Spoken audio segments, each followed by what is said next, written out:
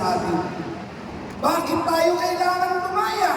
Sapagkat maraming talikala ng kaaway, talikala ng kahirapan, talikala ng korupsyon, talikala ng mataas na presyo ng bilihin, talikala ng kawalan ng trabaho.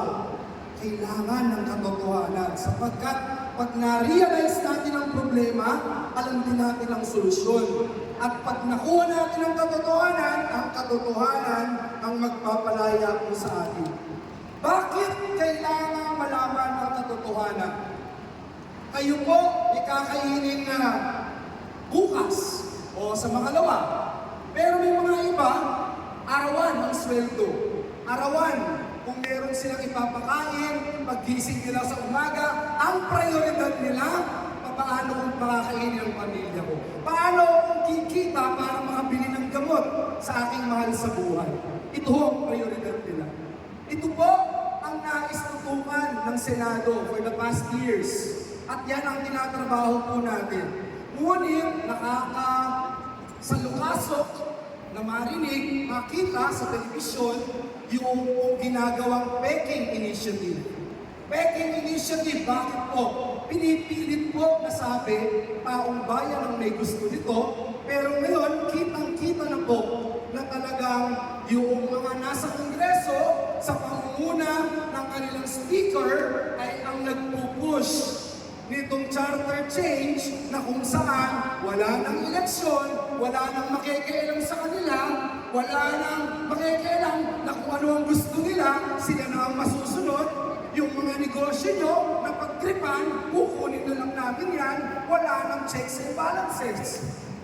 Ito po ang dahilan kung bakit passionate ang mga senador. Hindi ho dahil gusto nilang i-abolish ang Senate. Yung po yung napakamaling kasinungalingan. Bakit? Kung ayaw ng tao sa Senado, kung ayaw ng tao ng good governance, kung gusto ng tao na wala ng eleksyon at yung mga nasa naghaharing uri na lang ang masusunod sa ating bayan, okay lang po kasi taong bayan may gusto niyan eh. Pero kung ito po'y pinabayaran, kung ito po ay may panlilinlang, may panloloko, may pananakot, kailangan po lumaban tayo. Yung kung nakaraan na OCTA na survey, ang sabi po doon, 1% sa Pilipinas. Nag-1% na Pilipino ang nakakaisip na kailangan na magkaroon ng tsa-tsa at ito ay urgent. 1%. 99% wala po na nagsasabi. Pero, ang sabi po ng binasa natin kanina, ang katotohanan ang magpapalaya sa atin, ang katotohanan ang magpapalaya sa bayan. Yun po ang bottom line bakit kami naririto. Nais namin i-report sa inyo kung anong nangyayari. Nais namin sabihin sa inyo ano ang epekto ng masamang hangarin ng mga nag-aharing uri at gusto manatili sa pwesto until kingdom comes. Napakahalaga po ng katotohanan sapagkat ang katotohanan nagpo-promote ng righteousness. Sabihin nga po natin righteousness. Sabi po ng Proverbs 24:34, righteousness exalts a nation, but sin is a disgrace to any people, is a reproach to any people. Ang kasalanan is a reproach to any people. Pero ang righteousness, yan lang po ang tinitingnan ng Diyos para itaas ang ating minamahal na bayan.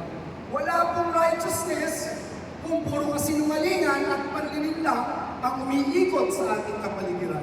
Sabi po ng Biblia, government should be under the throne of God. How many of you believe that? Government should be under the throne of God. May hindi nagpapasakop dahil ang gusto nila, sila ang Diyos.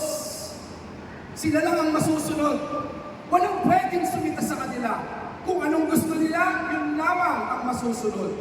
Kaya po siguro, ipapaulit ko po and i-remind, magtatapos na po ako, sabi po ng Proverbs 25 verse 5, sabi po ng Panginoon, remove Ito yung panalangin ni Senator Amy kanina. Remove wicked officials from the King's presence, and His throne will be established through righteousness. Yan po ay hindi sinabi ni Joel. Sabi po ng Diyos yan, Proverbs 25 verse 5.